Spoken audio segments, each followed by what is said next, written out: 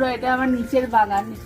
নিচের বাগানের সঙ্গে আপনাদের পরিচয় করানো হয়নি। এখানে আমার প্রচুর গাছ আছে। এই দেখুন, আম গাছ আছে প্রচুর, আম, কাঁঠাল গাছ, জবা গাছ টাছ, লেবু গাছ টাছ সবই আছে। নিচের বাগানের সঙ্গে আপনাদের পরিচয় করানো হয়নি।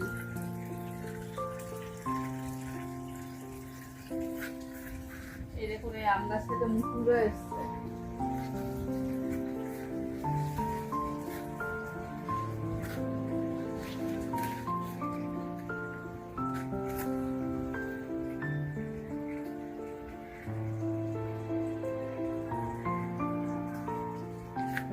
নিচেও প্রচুর গাছ আছে, টবেও আছে, মাটিতেও আছে।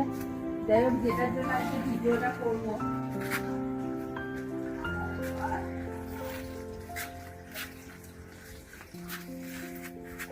যেটার জন্য ভিডিওটা করবো আজকে, এই আমলকি গাছটার জন্য যে ভিডিওটা করবো। এই আমলকি গাছটার বয়স প্রায় 2-3 বছর।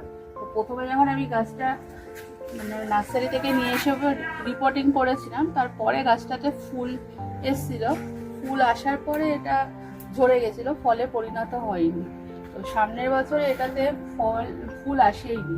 তো এবারে আমি এটাতে ফুল আসার জন্য এবারে এটাতে আমি সার প্রয়োগ করবো। এটাতে ফুল এবছর আসবে এবং ফলও দাঁড়াবে।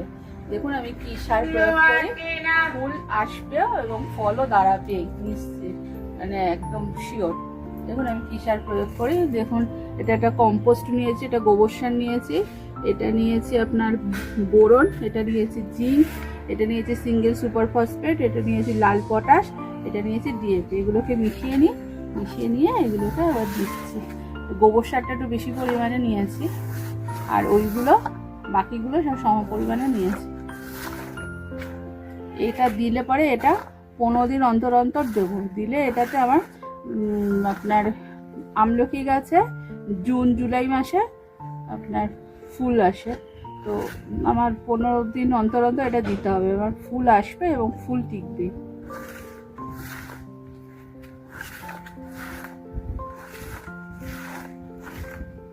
দেখে মনে হচ্ছে অনেকটাই, গোবর সারটা একটু বেশি হয়েছে, গোবর সারটা একটু বেশি করে দিই।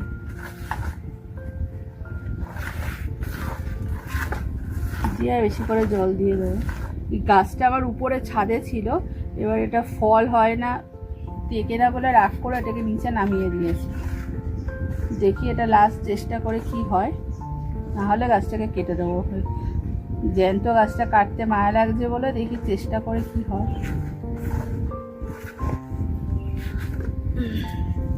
প্রত্যেকটা গাছের গোড়ায় দেখুন এরকম করে আগাছা জন্মা, ছিটিয়ে দিচ্ছি গোড়াটা। টপটাও একটু ছোট হয়ে গেছে, টপটাও পরে রিপোর্টিং করতে হবে।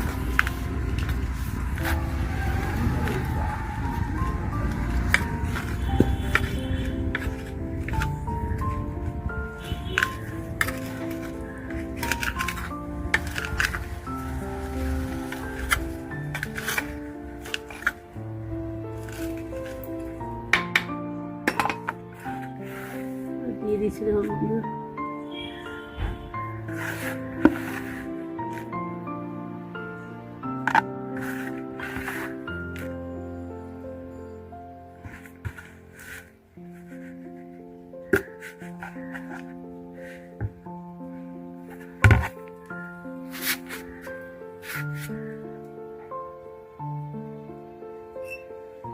দিয়ে আর ভর্তি করে জল দিয়ে দেবো।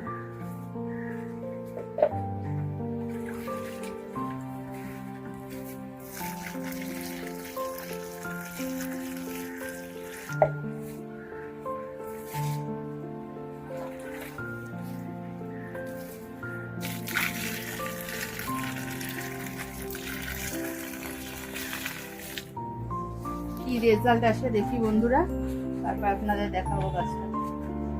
যদি আমার ভিডিওটা একটু ভালো লেগে থাকে তাহলে চ্যানেলটাকে একটু লাইক করবেন, একটু শেয়ার করবেন এবং সাবস্ক্রাইব করবেন।